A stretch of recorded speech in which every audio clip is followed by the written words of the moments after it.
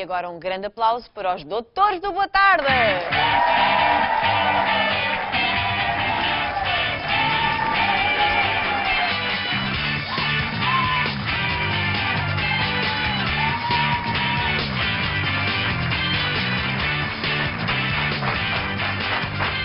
Ora, aqui temos o nosso painel de doutores e o nosso painel é composto pela médica dermatologista Alexandra Osório, o médico clínica geral Pedro Lopes, a médica ginecologista Bárbara Betancourt e o médico pediatra Sérgio Pinto. Bom, tenho que vos dar uma notícia, dizer-vos que estou a ficar com arrepios, dói-me um bocadinho, é verdade, dói-me um bocadinho o corpo, tenho aqui uma dorzinha assim da garganta, não sei como é que apanha isto, mas eu acho que a equipa do Boa Tarde sabe o que é que me aconteceu. Vamos ver.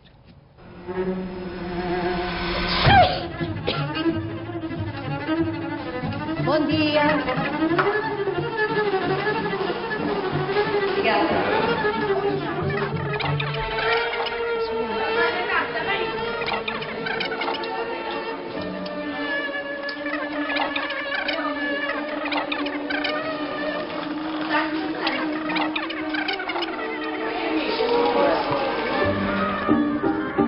Bom dia.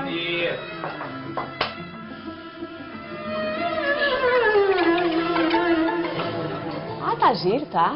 Boa. Eu acho que fica bem assim. Está giro.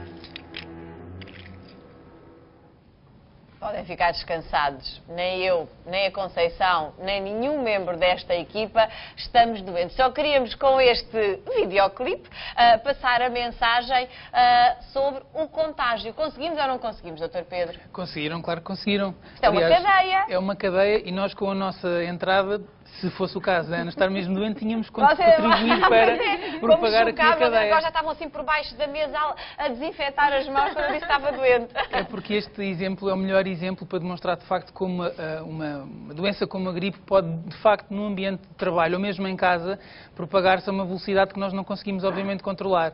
O espirro e a propagação de pequenas partículas de saliva. E a Conceição deu ali um belo valente espirro exatamente. No início, mas não está doente. Garanto, eu não estou aqui porque ela esteja doente. Mas lá está, isto, o vírus, nós vamos pondo o vírus a viajar, não é? Nós pomos o vírus a viajar e às vezes nem é preciso este contacto tão descarado como foi aqui mostrado no nosso vídeo.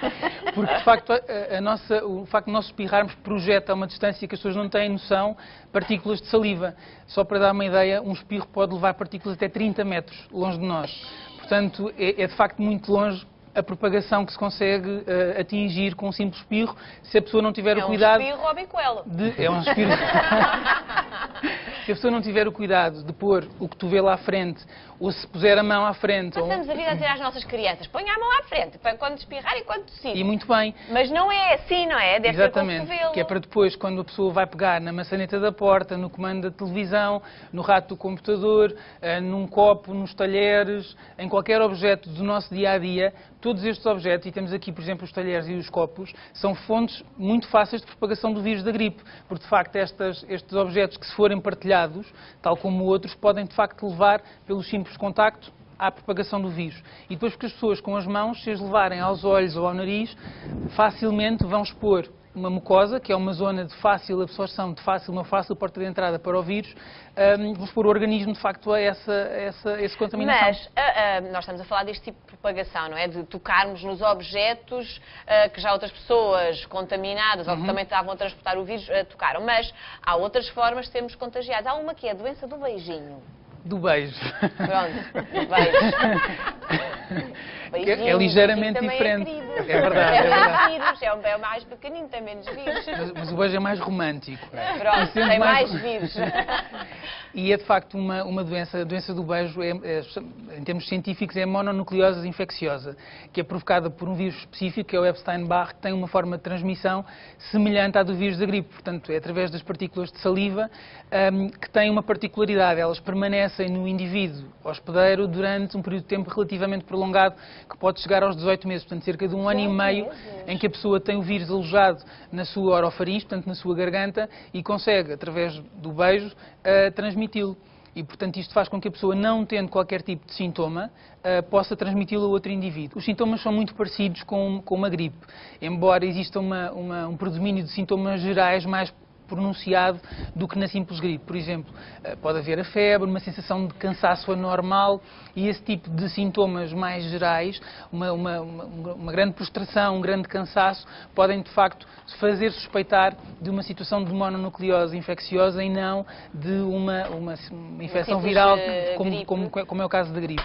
Portanto, a doença do beijo, imagino que nos adolescentes aconteça com muita frequência. Com bastante frequência. Mas portanto, é mais nos adolescentes? É mais Ou as criancinhas que andam sempre a beijar umas às outras nos infantários também é frequente? Essas são aquelas que adquirem imunidade com alguma facilidade. O que acontece é que a maioria das pessoas, se não estiverem muito expostas, chegam à idade da adolescência e, de facto, como ainda não ganharam a imunidade, havendo o contacto com o vírus, acabam por desenvolver doença. O cansaço pode ser um sintoma para perceber que é uma mononucleose e não uma gripe vulgar, não é? São quadros normalmente mais arrastados do que o quadro da gripe, pode durar 2, 3 semanas e, de facto, é caracterizado por aqueles sintomas que são comuns à gripe, nomeadamente a dor de garganta, a febre, mas depois o que domina o quadro é de facto um grande cansaço, um cansaço extremo, que deve fazer de facto suspeitar de uma doença um pouco diferente, que é a mononucleose. Portanto, muita atenção aos sintomas que podem ser de gripe, mas com um cansaço extremo associado,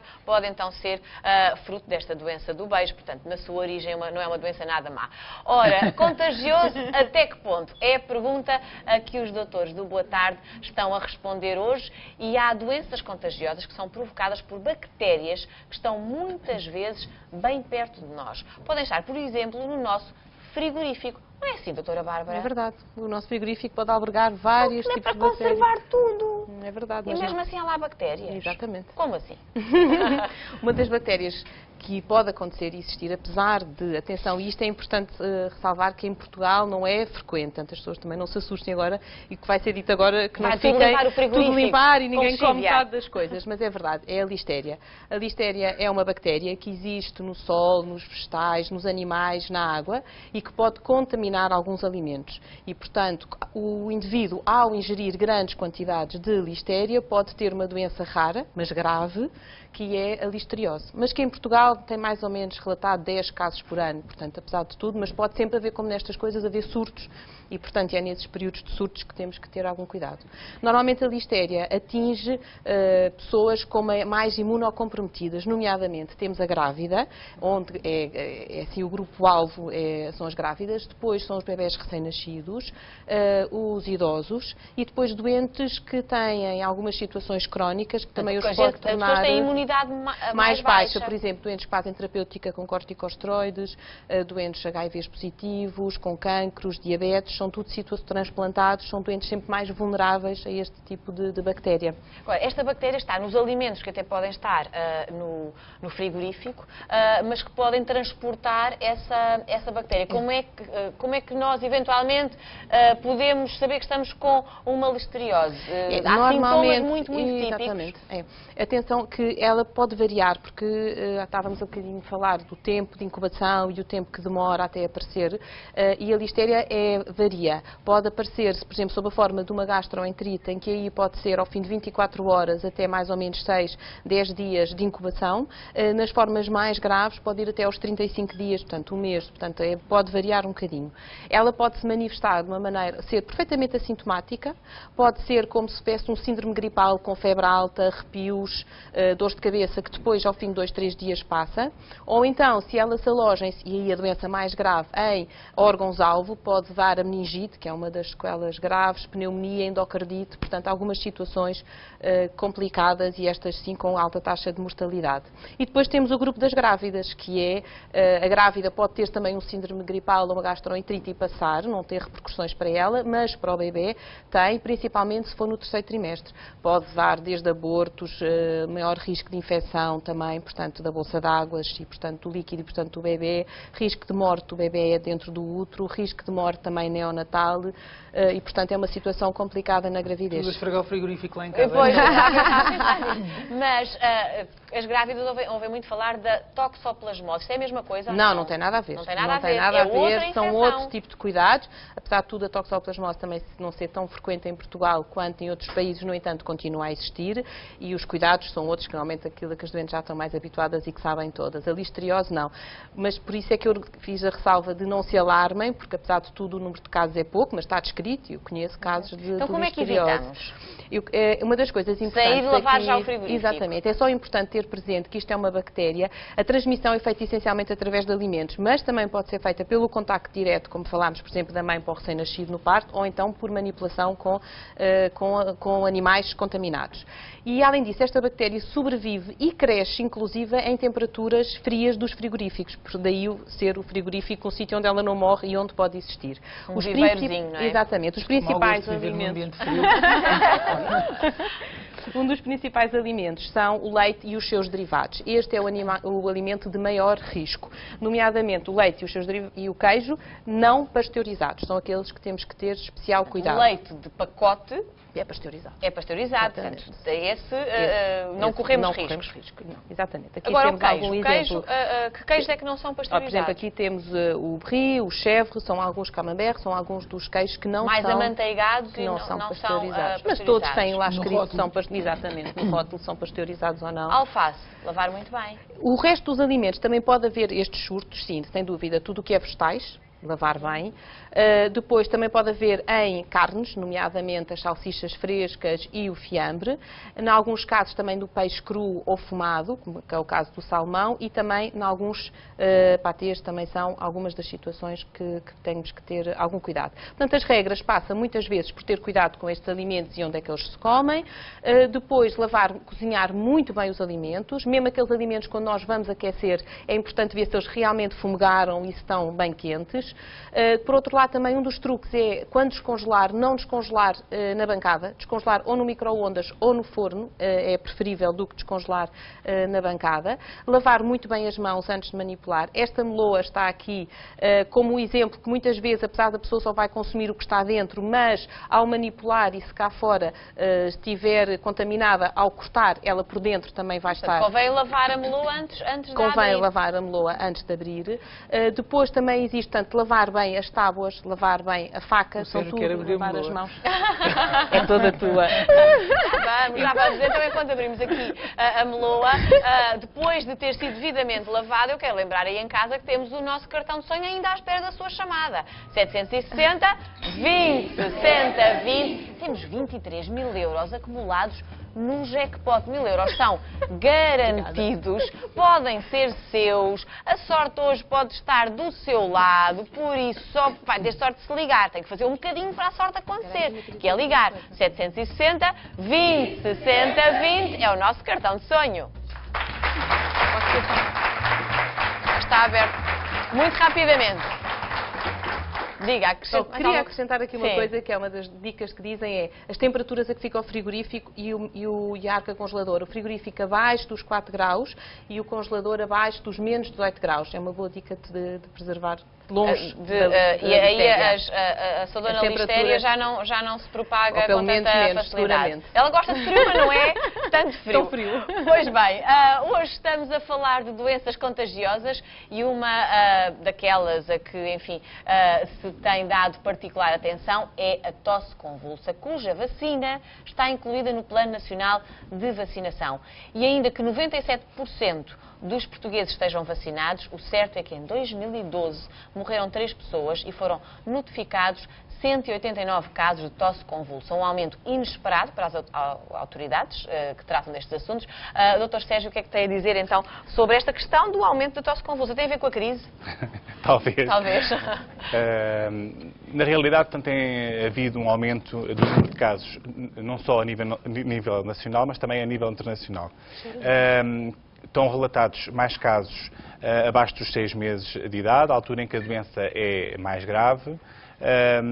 mas também noutro grupo, portanto, nos adolescentes e adultos jovens, também se têm registado alguns casos que não são tão graves como na criança mais jovem, mas contribuem para a manutenção da bactéria em circulação pela população. E porquê é que se pensa que se deve a este aumento do número de casos? Por um lado, a bactéria parece estar a evoluir e a habituar-se um pouco às nossas estratégias para lidar com a doença, nomeadamente antibióticos que usamos, mas sobretudo... Portanto, ela anda à frente da ciência. Anda à frente da ciência. Mas, sobretudo, está-se a adaptar ao nosso esquema vacinal que temos hoje em dia. Por outro lado, também estão descritos alguns casos de situações de infecção causados por bactéria diferente daquela que habitualmente causa esta doença. A bactéria que habitualmente causa, podemos ver na figura, é a Bordetella pertussis, mas outras primas afastadas, por exemplo, a Bordetella parapertussis, também tem sido implicada em alguns surtos. Ainda outra situação, que é o facto da imunidade para esta doença se ir perdendo ao longo da vida, faz com que na idade de adolescência, adulto jovem, o indivíduo esteja suscetível à infecção. E não vai ter uma doença grave porque já tem alguma imunidade, mas vai desenvolver a doença e vai propagar a bactéria para o resto da população, e aqueles que estão em risco são aqueles que não estão vacinados, que são, do ponto de vista imunológico, mais suscetíveis, portanto, os lactentes abaixo dos 6 meses estão mais sujeitos a esta infecção. Mas é uma doença altamente contagiosa, apesar de estar controlada. É uma doença altamente contagiosa. É uma doença altamente contagiosa, caracteriza-se por ataques de tosse intensos e exuberantes, que terminam numa inspiração forçada que emite um som, um guincho no final dessa tosse. Para um médico é muito fácil detectar o que é uma tosse normal ou já uma tosse convulsa, é relativamente fácil. Mas é uma doença também de fases. Sim, é uma doença que evolui por 3 fases. A primeira fase chama-se fase catarral. Sim. E é idêntica a uma constipação banal. O indivíduo tem apenas espirros, uma tosse ligeira, uma rinorreia. Exatamente. E habitualmente evolui ao longo de 1 ou 2 semanas. A seguir esta fase, desenvolve-se a fase catarral. E aqui temos então a tosse intensa. Olha, ninguém se aproxima do Dr. Pedro Lopes. Esta tosse... Não está com tosse convulsa, Pedro. Não.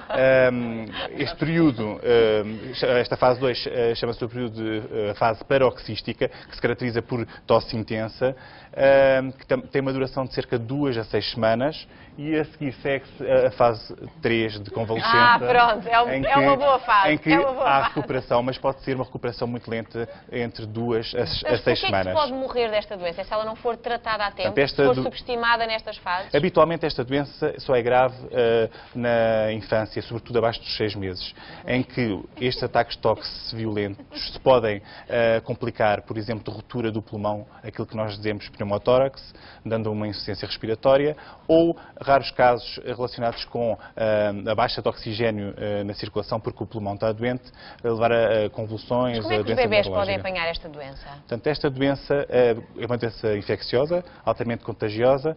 E o que é habitual?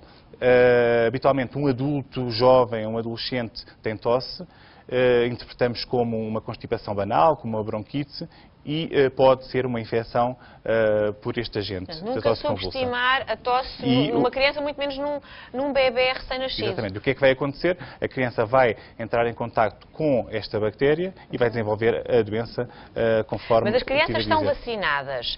Agora, a preocupação é, esta vacina ainda está a ser eficaz? Portanto, esta vacina está a ser eficaz. É uma vacina que se usa já há muitos anos, faz parte do Plano Nacional de Vacinação, que é um plano muito completo, o nosso plano de vacinação. Por outro lado, as autoridades responsáveis pelas doenças infecciosas a nível nacional estão preocupados com esta situação e estão a estudar estratégias adequadas para lidar com este problema, que é o aparecimento destes novos casos. A vacina faz atualmente aos 2, 4, 6 meses, tem um reforço aos 18 meses e outro reforço aos 5, 6 anos. O que acontece é que a imunidade vai ser perdida ao longo da idade. E os adultos podem ser vacinados? há já uma vacina comercializada, não está ainda implementada no nosso Plano Nacional de Vacinação, mas a Comissão que está a estudar esta situação em breve dará notícias relativamente a isto. Mas já existe uma vacina conjugada com outra vacina que já usamos contra a difteria e contra o tétano, portanto poderá ser incluída usada. no Plano Nacional de Vacinação. Já falámos de gripe, da doença do beijo, ou até do beijinho, da listeriose, da tosse convulsa. Vamos então à quinta doença. Já ouviu falar na quinta doença? Alguém aqui da plateia sabe o que é a quinta doença? Não? Elas agora é por números. Nós agora vamos aqui numa escala de várias doenças. Se não sabe, então esteja atento, porque a doutora Alexandra vai nos explicar o que é a quinta doença. Quinta doença. É uma doença que aparece e desaparece. É uma doença benigna. Tem um nome assim assustador, a quinta doença, mas o nome ainda é mais complicado. Chama-se eritema infeccioso. Eritema de encarnado, não é? De pele encarnada, e infeccioso porque é uma fase, é uma doença contagiosa. É contagiosa, como nós estamos a falar, não é? E as suas manifestações são tão simples como as outras todas que falámos até aqui. Tudo começa com tipo um síndrome gripal, não é? Dores no corpo, febre, obstrução nasal, rinorreia, fadiga, portanto, tudo igual. Agora, onde é que está a diferença? É que, ao final, isto acontece nas crianças, sobretudo nas crianças mais pequenas, é altamente contagioso, é uma doença viral, induzida por um vírus, B19, e que pode evoluir ao final destes 3 dias deste síndrome gripal, desta constipação que todos estes falámos agora, em todas as outras doenças, pode aparecer lesões a nível da face. Nomeadamente, por exemplo, temos aqui um exemplo de uma cara, uma criança parece ter uma cara esbofeteada, não é? Sim, parecem maus tratos. Exatamente. Mas não, ao fim Ou então foi à caixa da maquilhagem da mãe. Mas olha, ao final de 3 ou 4 dias a criança aparece com umas maçãs muito encarnadas na cara, que normalmente também acontece quando elas têm muita febre. Aqui estamos a uma fotografia real. De uma criança com a tal quinta doença e as tais manchas vermelhas na cara. Na cara. E depois isto vai passando e além da cara começa a aparecer umas lesões com aspecto rendilhado, planas pelo corpo, nos braços, nos membros inferiores, no tronco, nas nádegas, com algum prurido, que é um bocadinho de comichão. Dá comichão? Dá um bocadinho de comichão. Portanto, os cuidados a ter é hidratar bem a pele, banhos curtos rápidos com água pouco quente e com gel adequado e evitar o contágio, não é? Porque isto é altamente contagioso. Mas não é uma doença que aparece e desaparece. Ao final de 3 semanas, ela basicamente já desapareceu da pele. E é daquelas que voltam ou é daquelas que uma pessoa tem uma vez e não volta a ter? Não, ela pode voltar a aparecer. Pelo menos a parte cutânea volta a aparecer com o atrito, portanto, com a roupa, com o atrito e com o desporto ou com o calor e com o frio, pode aparecer novamente as lesões cutâneas. O que me parece que é recorrente nesta nossa conversa sobre as várias doenças contagiosas é que todas elas têm aspecto de gripe. Exatamente. E depois podem ser outras coisas, umas até mais graves do que outras. Não querendo alarmar os nossos espectadores, que podem estar, como eu estava a dizer que estava no início do programa, aqui com umas dorzinhas no corpo e alguma febre, não estou, nada disso, mas devem ficar alarmados porque podem estar com uma destas, ou os filhos, com uma destas doenças, ou porque estás mais cansado, estás com a mononucleose. E uma manchinha na pele, é a quinta doença. Como é que se trata o início de uma destas doenças?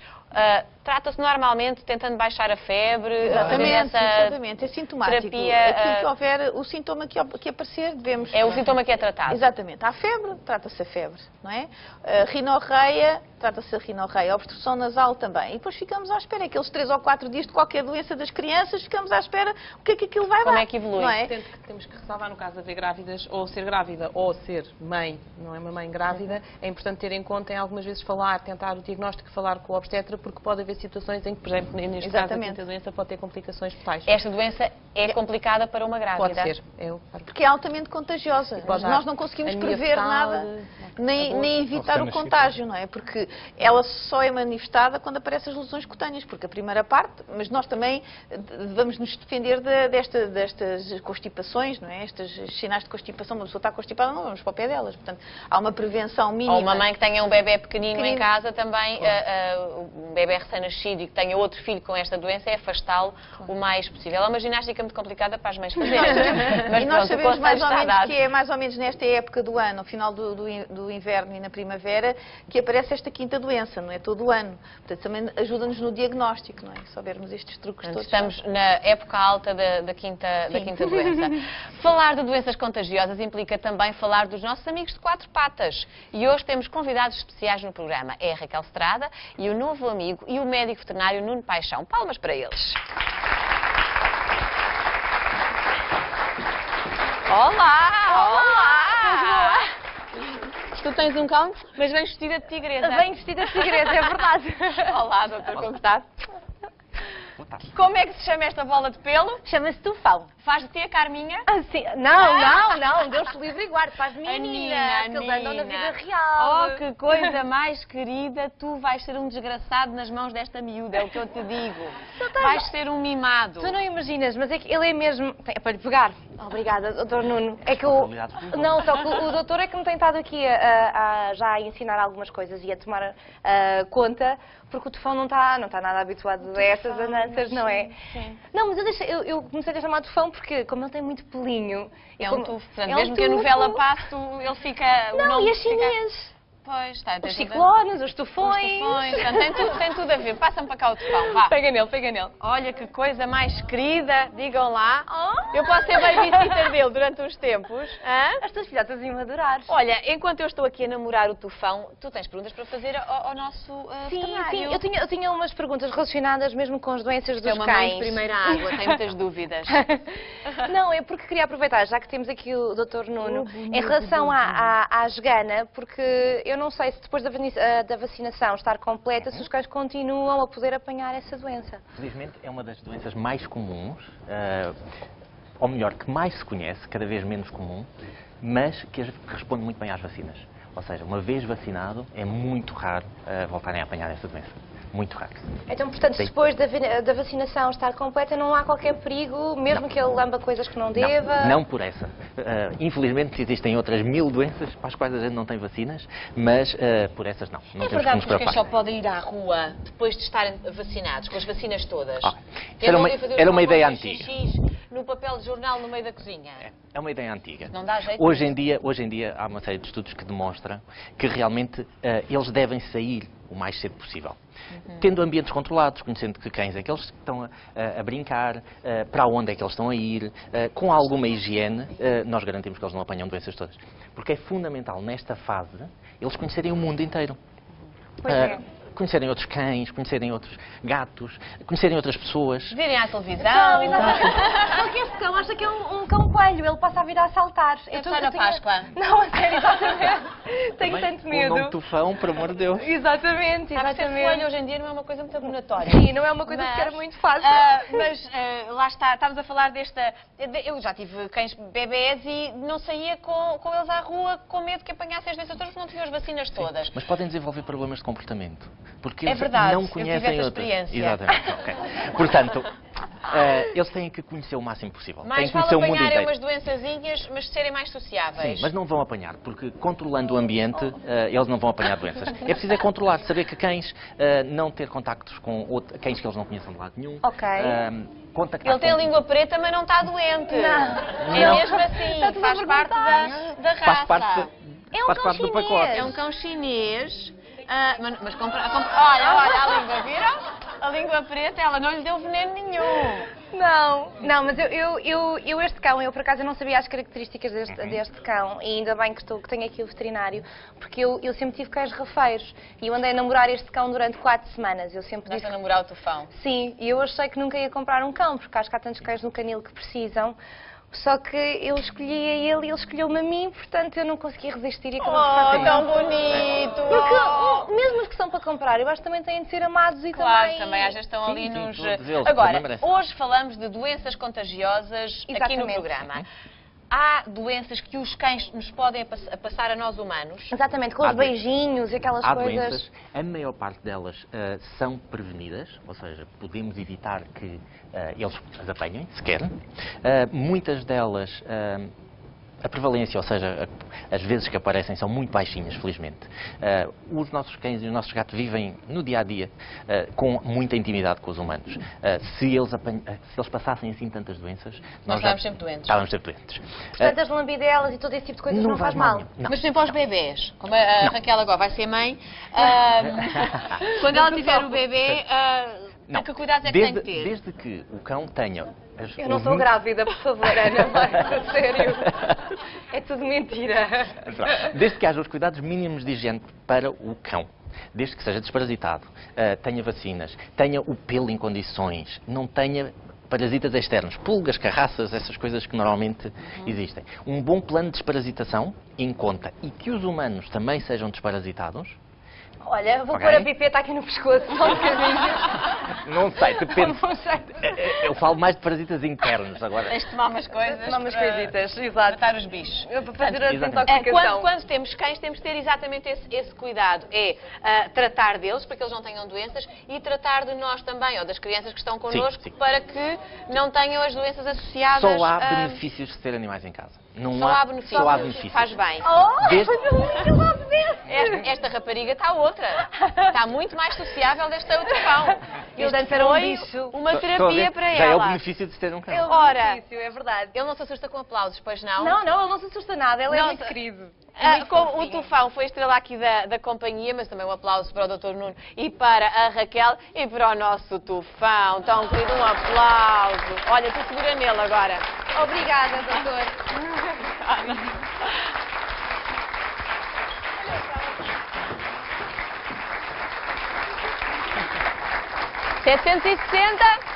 20, também não se esqueça de ligar. Temos o nosso cartão de sonho ainda à espera da sua chamada. Temos 23.000 euros no jackpot e os 1.000 euros são garantidos. Por isso ligue, com certeza que este dinheiro lhe faz falta e a sorte pode ser que esteja hoje do seu lado. 760 20 60 20 é o nosso cartão de sonho.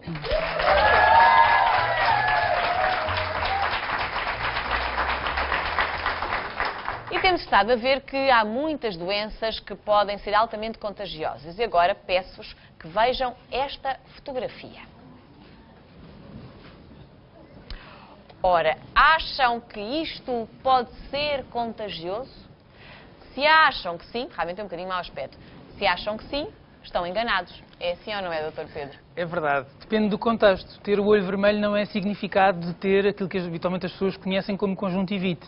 Aquilo que é um simples derrame subconjuntival, ou seja, um derrame que se forma entre a membrana que reveste o olho e a parte branca do nosso olho, que tem este aspecto que se vê aqui neste modelo de vasos sanguíneos mais visíveis, pode ser o reflexo apenas de estarmos num ambiente mais seco, de termos estado expostos a vento, a poeiras. Não tem significado nenhum, a não ser que traduza alguma doença subjacente. E, portanto, pessoas que tomem anticoagulantes, que sejam hipertensas, que tenham outro tipo de doenças sistémicas que possam interferir com os vasos sanguíneos, devem ter um particular cuidado, que pode ser um sinal de manifestação do organismo. Mas já a conjuntivite é muito contagiosa. Normalmente quando existe este derrame isoladamente, sem haver as chamadas remelas, ou seja, o exudado ocular, sem haver dor ou alteração da visão, não é motivo de preocupação maior. Isto pode ter um aspecto muito aparatoso e muito assustador. É natural que demore 2 a 3 semanas a desaparecer completamente, às vezes até fica mesmo uma mancha vermelha que tende a escorrer por a ação da gravidade. As pessoas não devem assustar-se, pôr uma lágrima artificial para ajudar a lubrificar um pouco mais o globo ocular. Existem em unidosos várias marcas, vários... Soro normal, Soro não é? ou lágrima artificial é perfeitamente suficiente. No caso de ser uma conjuntivite, a conjuntivite... Este olho está com uma conjuntivite ou não? Este olho tem ali aquela zona do canto interno do olho com um aspecto de exudado e, portanto, isto é preciso sempre verificar... Ramelas, exatamente.